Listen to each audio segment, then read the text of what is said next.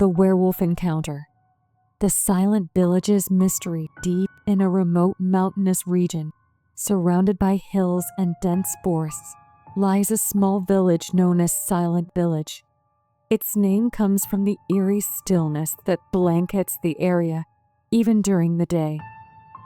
The few people who still live there constantly feel something is wrong, something that no one dares to speak about openly. To outsiders, it's just a forgotten village, lost to time, but to the locals, it is the stage for a dark mystery that spans generations. My name is Miguel, and I grew up hearing stories about werewolves. My grandfather, a man of few words, always told me to respect the night and never wander alone during a full moon. As a child, those words seemed like the superstitions of an old man. But as I grew older and the stories around the village became more real, I began to understand the reason for his warnings. What I'm about to share is a tale that still haunts me, an event that changed my life forever. It all began on a cold winter's night. The wind howled through the trees, and the full moon bathed the forest surrounding the village in a pale, ghostly light. I had just turned 18, and like most young people, I believed the werewolf tales were nothing more than myths. My friends and I decided to venture into the forest that night. We wanted to prove there was nothing special about a full moon. There were 4 of us: me, Pedro, Lucas, and Joao. Armed with flashlights and youthful bravado, we set off along the trail leading into the heart of the woods. At first, everything seemed fine. We laughed and talked, ignoring the growing cold and the oppressive silence that wrapped around us. But as we ventured deeper, the atmosphere began to change. The trees, which had seemed harmless before, now loomed like giant sentinels, watching our every move. The sound of our footsteps crunching over dry leaves was the only thing breaking the quiet, and soon even that started to feel unsettling. It was Pedro who first mentioned the smell. It was strange, something I had never smelled before, a mix of rotting meat and sweat. We exchanged uneasy glances. Lucas tried to laugh it off, saying it was probably just a dead animal, but his laugh was strained. There was something in the air that told us we were not alone. Should we head back? Joao suggested, his voice trembling.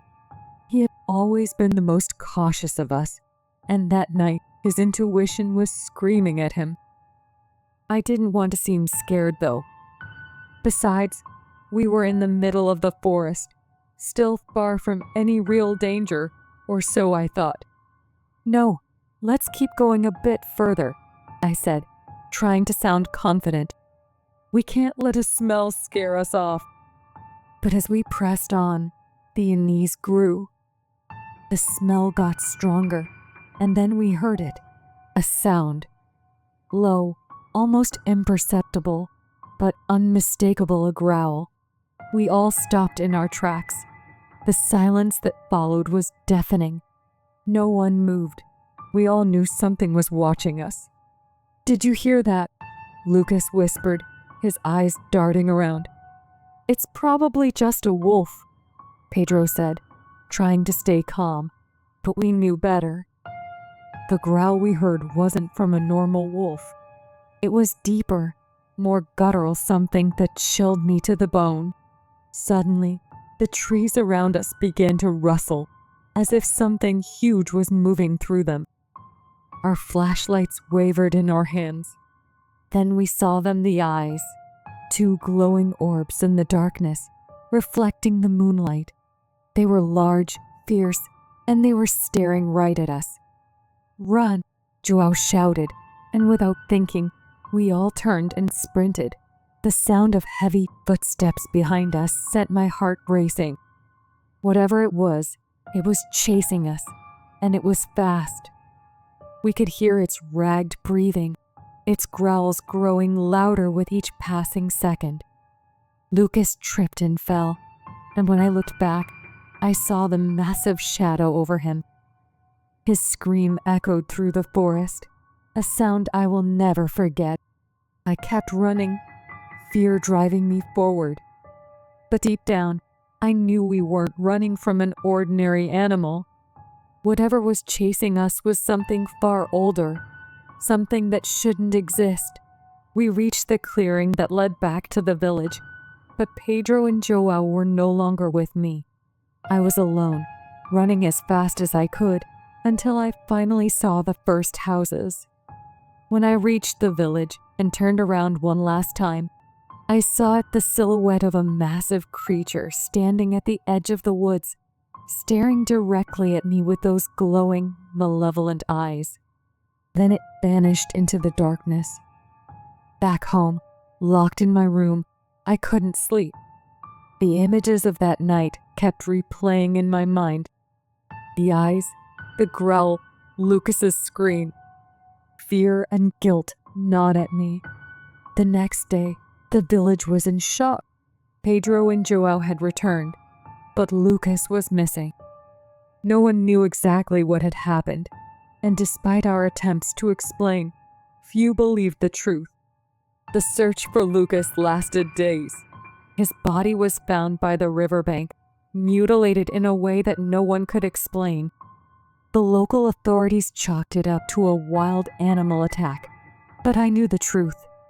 We knew that wasn't the work of any ordinary animal. There was something else in the woods, something that didn't belong to this world. After Lucas's death, everything changed. The village, once quiet, became even more isolated. People stopped going out at night, and the werewolf stories began circulating again. Some said it was just an old legend, but others believed that the evil had awakened once more. Months passed, and I tried to move on, but the memories of that night never left me. The nightmares became frequent, always the same, those glowing eyes and that deep, terrifying growl. And then, on another full moon night, it happened again. I was alone in my house, trying to distract myself with books and music, but the feeling of being watched never left. I got up to look out the window, and there they were, the same eyes, glowing in the darkness. They were closer now, at the edge of the forest, but this time I didn't run. Something inside me knew that running wouldn't help. Whatever it was, it had chosen me, and now it was closer than ever. That night, I left my house and walked towards the forest. I don't know what drove me to do it, fear or curiosity, but when I reached the clearing, there it was. The werewolf, a massive creature covered in black fur, with teeth that gleamed in the moonlight. I couldn't move. My body was frozen with terror, but the werewolf didn't attack. It watched me for what felt like an eternity, and then, with one final growl, it vanished into the shadows of the forest, as if it were part of it. Since that night, I haven't been the same. What I saw that night changed me forever.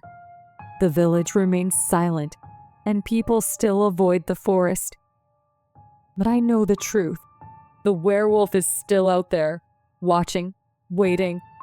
Now, every full moon night, I stay vigilant, waiting for the moment it will return. I don't know why it spared me, but something tells me that next time I won't be so lucky.